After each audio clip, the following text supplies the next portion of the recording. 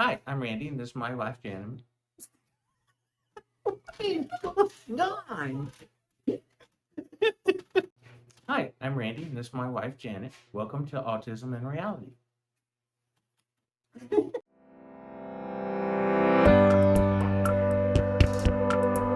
Okay. Hi, I'm Randy, and this is my wife, Janet. Okay. Welcome to Autism in Reality. So the last time we got together, we gave you our birth story and we talked about Koi up to the age of 4. And today we just want to walk you through ages 5 through maybe middle school, kind of give you an idea of some of the things we went through in that time period. Probably was one of our hardest parts of the whole journey was during that time.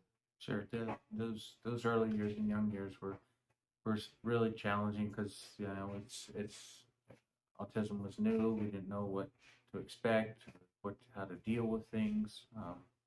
So it's more of just learn as you go, Yeah, and a lot trial of and error. yeah, a lot of just a lot of faith in action, Right.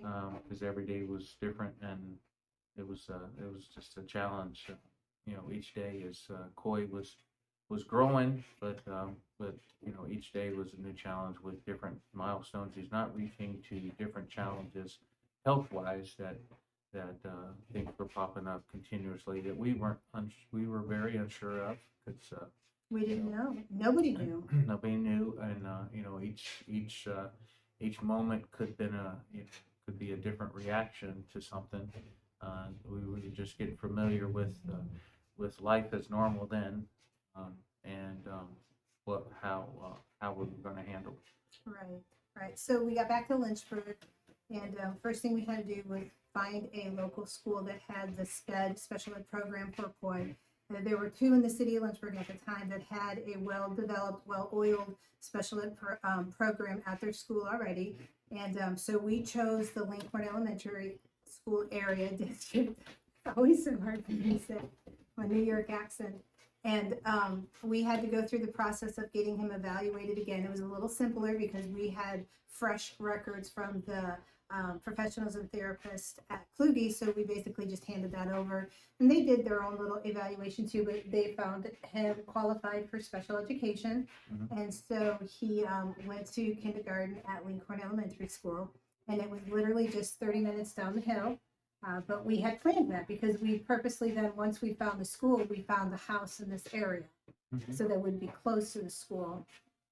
And he he loved going to school. I was a nervous wreck. It was a hard time for me to let him go. He was his nonverbal still at this age, and I didn't know how he was going to ever communicate his needs and if they would understand him and if they would be able to meet his needs. And so I was a nervous wreck. And I actually wrote a children's book about it that we hope to get published soon about my experience with that. But he went and he loved it. He had the greatest first teacher, Val Epps. She was an angel. She loved him so much. She loved us. And when he would get out of the car at the Walker Riders line, he would just run for her full speed. Yeah, that was really good to see because it was hard to send him off to school. Just to not knowing what to expect, how he was going to handle things there, and and how much he was going to be able to take in, and how he would respond, and just the whole autism kind of reaction to reacting to a different scenario, different situation, different atmosphere. All things that autistic kids kind of get very, very apprehensive about. Right. And really to that point, we hadn't had great success of him being in the church nursery because of his needs. And so he wasn't accustomed to being in a classroom. And so like following the guidelines and the rules and, of being in a classroom setting, we were just nervous for him and scared that it was going to be an awful situation. We didn't want him to regress and, have any issues because he didn't like it. But we didn't have to worry about it because he loved it. And he spent his elementary years, kindergarten through fifth grade at Lincoln Elementary School, and it was a fabulous time. And I do want to say this. So I had the privilege of being an at-home mom. Some of you cannot do that. those of you who can be an at-home mom, volunteer at your school, volunteer in your child's classroom, because that relationship with the people in the office and your teacher and the aides, it just builds a bond and a connection that I think made the biggest difference with Coy and with us being down there. And I actually probably overkilled it a little bit, was down there so much they wanted to pay me to be there. Sure. But what happened in doing that is that I became so comfortable and I knew the routine, and I knew that I could trust them if there was an incident. I knew they knew exactly what to do, and I didn't feel left out. And I think initially I was feeling, like I'm going to be left out here if I don't go with him. Yeah, that's part of the unknown, just not knowing, just letting him go with all the uncertainties of things. Even I remember, even to the point the school is just right down the street from us, but putting him on the bus out here in front of us, that was an extreme challenge. We were so unsure of whether he was going to do that, but it was something that normal kids get to do, and we wanted him to experience that, and it was a great situation even there because the bus driver was that he grew to love dearly. Frankie, number 7, and just look forward to getting on that bus and getting get taken to school on there, and just the excitement from that. But I agree. It's get involved as much as you can. I think it helped a lot because Coy could understand that he was going to school and he was going to be away from the house, but in a matter of seconds, mommy was going to be there. Yeah, that's right. Mommy or daddy were going to be around, in that sense. And I think that's the support that we all need, and I think he needed for that assurance, and these kids need to have an overabundance of surety that mom and dad are with them and love them and support them, and as well as those that we allow to surround them. Right. I like that you said allowed, because we didn't allow many people to be around him. Now, Coy has a gift as he gotten older. Those that know Coy himself, I think it's related to the sensory part of within him, but he can read people way beyond what most people can. And he usually is spot on with people that he wants to be around and those that he will shy away from. But at the younger age, mommy and daddy were doing that for him. So. But we actually hit the jackpot too with moving into this neighborhood because all the kids in the neighborhood were around Coy's age and Ellison's age at the time, and so they all rode the same bus number 7. They all were together at the same school, and so that helped too. And we really liked it the way Lincoln did things because they included Coy in the regular ed class for homeroom and for lunch. And then he would go to school and he'd go right to this regular ed classroom where all of his buddies were that were in the neighborhood. And then they transitioned him into a special ed class for the day. And then he'd meet up with those kids again for lunch and for recess. And he built friendships and he built relationships with those kids from kindergarten through most of it through high school, actually. And that was great too, because then he would, there would be little play dates and he, we could say somebody's name, we could say Jack, and he would know who that was. And so that was a great time. We sailed through elementary school, and he succeeded, and he developed, and he progressed. He made a lot of advancements. He made a lot of advancements, and it became more evident in some of the more restrictions things. It was kind of a give and take with some of those with his learning. Academically, it was hard to really know how much he was taking in.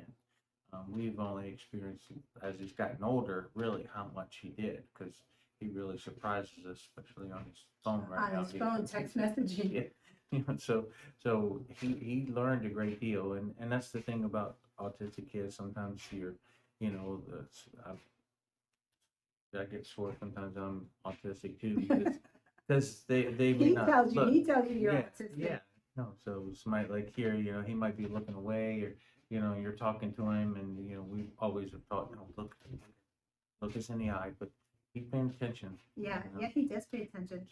So I was just laughing because I was thinking about a situation where we say he made great strides and progressed through elementary school. one of the things that one of the things that was really important for us was for him to be able to say his name, to say Coy, to make the sound and say Coy. Because whenever you'd ask Coy what his name was, he would spell it. He would say Coy. And forever you were Daddy D, and Ellie was Lee. But it was just kind of a community thing. Like everywhere we went, like at the baseball field or anything, people would say, try to work with him. Coy, say your name. Coy, and he'd say Coy. And you remember the trainer at Liberty said, Coy, can you just say your name for me? And Coy said Coy. So I remember the first time he said Coy, how actually we were excited about it. Yeah. I mean, it's a little milestone, but really you have no idea how big of a milestone it was for us. Yeah. So we got through 5th grade, and so at middle school and high school here, they do something called life skill classes. So because of cognitively, Coy wasn't at a level where he could go to the middle school and do 6th, 7th grade math or English or anything like that. So we actually had to go to a different middle school where they had a special need setup called life skills class. And they had 2 classes. And we had a bit of a struggle at this particular school for the first half of the school year, and we want to get into that because this was one of our biggest trials, probably one of our biggest letdowns with things, and I guess it's probably going to be easier to talk about now years down the road. It was pretty hard to talk about when it initially happened. Yeah, I mean, it was a noticeable difference in Coy and a lot of his excitement about going to school, about interacting with people, and just really the tension that was within him building, and frustration that we couldn't put a finger on it for a long time. For months. So this was happening the first few months of his 6th grade school year, whereas he would sit on the front steps and wait for his bus and run to his bus to get on his bus in elementary school. And after the first couple weeks at middle school, we started to notice he didn't want to do that. He would cry. He didn't want to go to school. And so we thought maybe it was the longer bus ride because he was only used to being on the bus for about a minute, if that. And now he was being bused about 20 minutes from home. And so we thought, well, maybe that was the issue. And so we started to actually drive him to school. And then he wouldn't want to get out of the car, and he wouldn't want to go in the classroom. And we didn't volunteer as much at a middle school level just because they're set up differently. It's really not a situation where a parent volunteers, but I was still not working, so I was at home, so I was around as often as I could, trying to figure out what was going on with why all of a sudden were we starting to see some what's the word, just almost like fear and anxiety now about going to school. And we actually regressing. Very much regressing With, not sleeping at night again. a lot more of the hand flapping. The hand flapping.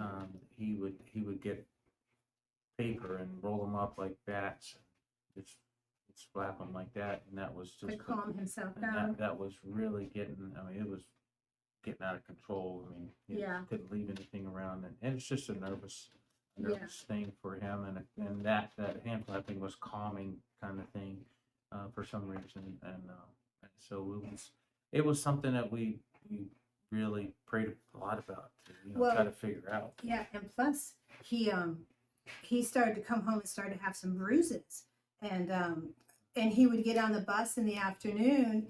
And he actually had the same bus driver, Frankie. Remember, she went with the kids to the middle school program, and so she would walk way up to the door sometimes and tell me that he got on the bus and he was just crying and saying he had a boo boo, and his his face hurt or his head hurt or his arm hurt, and so we would look into it, and sure enough, within a day he'd have a bruise.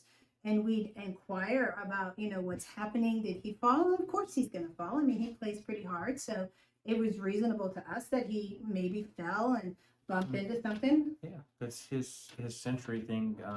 He doesn't feel pain like we do in most cases. I mean, he can bang himself pretty hard on something and not react to it, and but yet touch something very lightly and it get his fingernails cut. Yeah, get his fingers cut. Yeah, it's like screaming like bloody murder.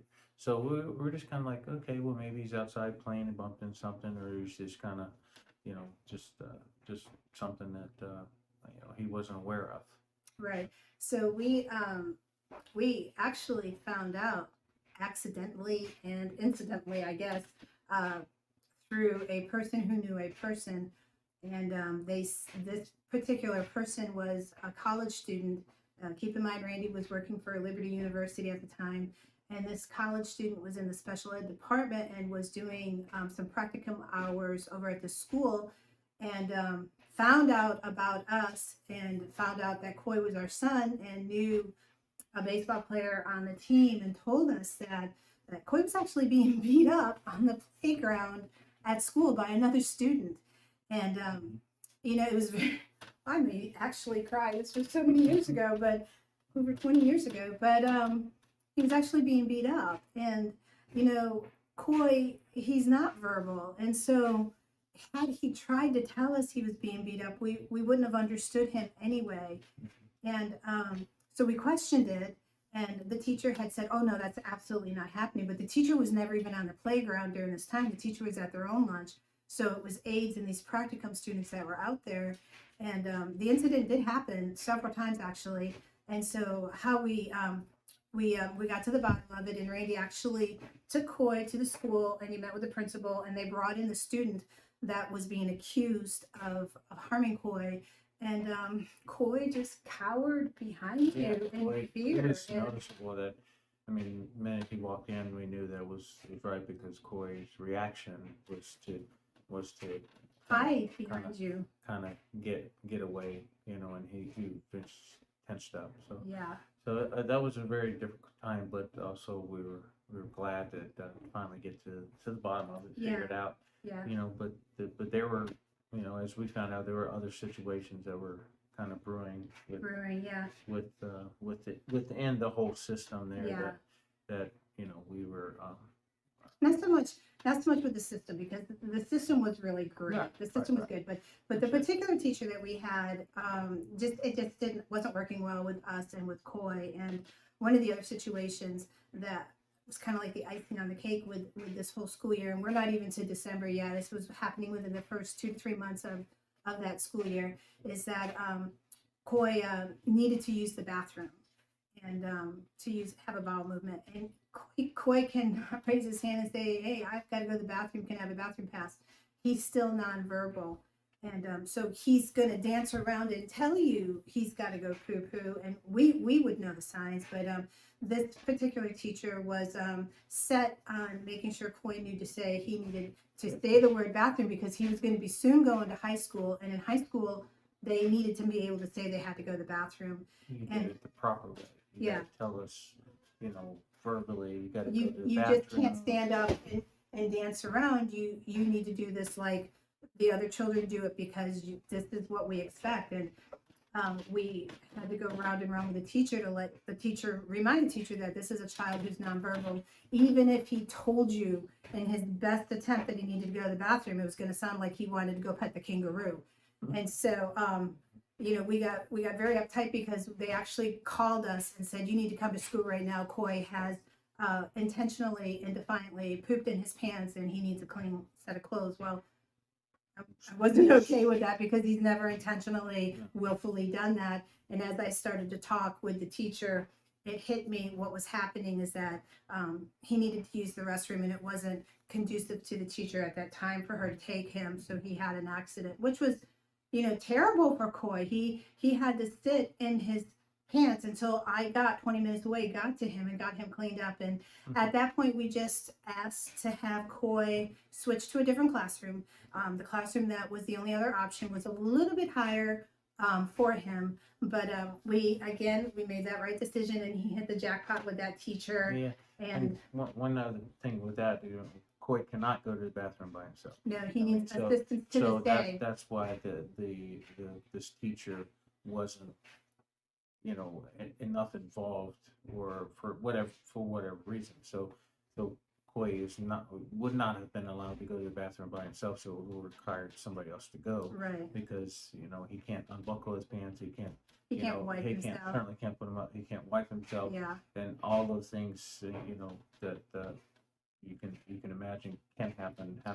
Yeah. So that's why he would require, even to this day when he goes, um, you know, we have to, We you know, have to people help help, him. help him. Yeah, and he's with that. 28. Yeah, but we got, you know, again. I was just gonna say, we have a real cute story too. As hard as that was, and as brutal as it was for us to go through with him, and traumatizing him, very, very much so. But one of the funniest things that has happened because of that is now all of a sudden, he has this little saying he'll say if we ask him, Coy, do you need to go to the bathroom? No, day off poop. Day off poop. Day off poop. And so over the years, we have kind of just used that for everything. If somebody doesn't want to do the dishes or doesn't want to go do their workout, day off poop. And so it's kind of originated back there in 6th grade. We really need to get it on a t-shirt, day off poop. But anyway, we got him into this other classroom, and it was amazing. Remainder of his 6th grade year, 7th grade year, 8th grade year, he loved this teacher. He had the same teacher right straight through. Right, and I think that's the important thing that we were always fearful of, or anxious of turning their kid over to initially strangers, and wanting them to have care for him the same way that we would, you know, and that's what we That's what we expect. That's what would, you know, and everybody would want for their teachers to love their kids, and not everybody does. I'm not saying that. I'm just saying that. But it's an anxious time, and it's always a joy when you do find that right mix that your son or daughter can connect with, and you know, all of a sudden now we got smiles, we got We joy, want to go to school. we're excited, Yes. and they're talking about the teacher at home. Yes. You know, so Yes. we knew then that okay, we're back in business now, making good progress. So. Yeah. So also this was a time where they did a lot of cooking, a lot of cleaning, a lot of, you know, teaching life skills, basic life skills. Even though we were doing quite a bit of that at home, it was great reinforcement to be able to do that. They'd take a little field trip and they go to the grocery store and they pick out their ingredients and what they need, and then they go back to their little kitchens and they make things, and basic little things. It you know, he learned how to do peanut butter and jelly sandwiches and like basic microwave skills. Yeah, yeah. Sorta. So it was a great time. It was a great experience, and yeah, it was a really good time. It's also too that you know, he had some really good learning growth at that time. Yeah. The teacher was really good at bringing in the things that Coy loved to do.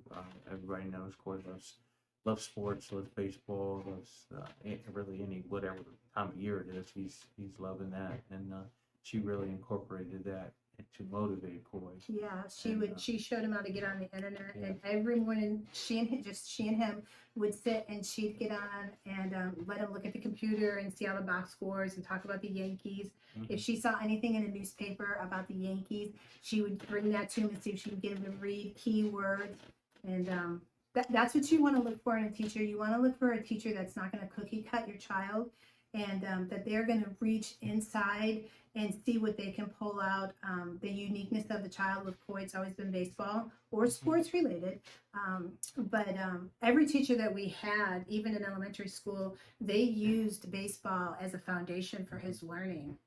Right. Well, that's the, you know, I think the right way to do it, because, you know, when going back to our other talks, when we walked out of that doctor's office and that binder, which was impossible to even understand or to accomplish, you know, when threw it away, you know, the manual was being written for us each day. Yeah. You know, and one of the key things that we kind of grew to understand very quickly is that Coy's not able to really function in our world.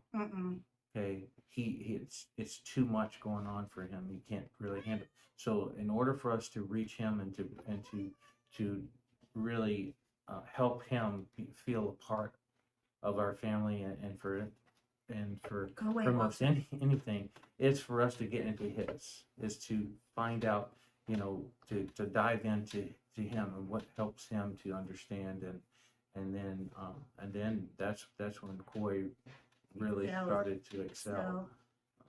Because I guess it took the pressure off from him, knowing that this is an impossible task. for me to do, to be able to function in your world the way you think that I should and the way you want me to. And I think God enlightened us with that early on, for no other reason other than divine intervention. We just knew that Coy was not going to make it in our world. We needed to get into his world. And we did that early on. And I think that did make a huge difference for us as he grew each year and progressed. Because I think what it did is that it built a trust that he knew he could count on us. And he knew that the things that were expected and that the things that weren't, that he couldn't do, were okay. Yeah, Yeah. I mean, and it's difficult when you know, and it's really you know, very challenging, and it really kind of hits you in the face when you kind of say, okay, I'm going to look at the world through Coy's eyes, or my son or daughter's eyes, and that, and if you grasp one thing the way that they see it, it humbles you Oh, beyond big anything. time. That Big time. you're like, I just, there's no way that we can you know, just you know, it just brings reality to how much he needs us, and how much We need him. we need him. Right. So, I'd rather live in his world. I Yeah, agree. it's carefree, laugh It's- louder, be goofy, big dreaming, Yeah. imagination. Yeah, that's for sure. Yeah. Every day is a brand new day. Yeah. Yeah. Yeah. And Unless it's snowing or raining, and then it's, or the Yankees lose. or the Yankees lose to the Red Sox. So- Or LTA loses. Yeah. Or Quaid strikes out. Yeah. Or Ellie touches his baseball glove. I mean, he's got things. Don't get me wrong. He's got things that we go through. But we'll cover at a different time high school, which was again just another great time, another great part of the journey for us. We had another great teacher, and when we get to the high school part, we're really going to talk more too about Ellison and about her role and things, and her heart for her brother. But we want you to go ahead and subscribe to our channel so that you can follow along with us, because you may have watched this tonight and you may be struggling right now with your school system and wondering what in the world is happening. What do I do? How do I be a voice? Well, I do want to tell you, you do have a voice, and you need to use your voice, because you're the only voice your child's ever going to have. We still to this day have a 28-year-old nonverbal autistic child that we have to be a voice for. Every one of us in the family. He's got a great team. Team Coy is really, really strong and well oiled here in this house. And but you need to step up and do that too. You don't need to worry about whose feelings you're going to hurt. You don't need to worry about, I don't want them to see me coming and and smile when they see me leaving, because I'm that kind of a person. I didn't care. I could care less what they thought about me. They were going to give me the proper education that my son was entitled to. And if that meant I had to go down there and stand over them and watch them and evaluate them, I was going to do that. And so speak up. If something's not right, speak up. If your child's acting out and you're seeing some regression and things just don't feel right anymore, investigate. See what's going on. Somebody knows, and like us, incidentally, you might find out. Handle it correctly. But just watch our channel and keep up with us. Yeah, and in most cases, those situations are easily taken care of, and it's just understanding. But also too, I think we can, as you subscribe and are following us too, if there's questions or anything you have for us, just fire away, shoot shoot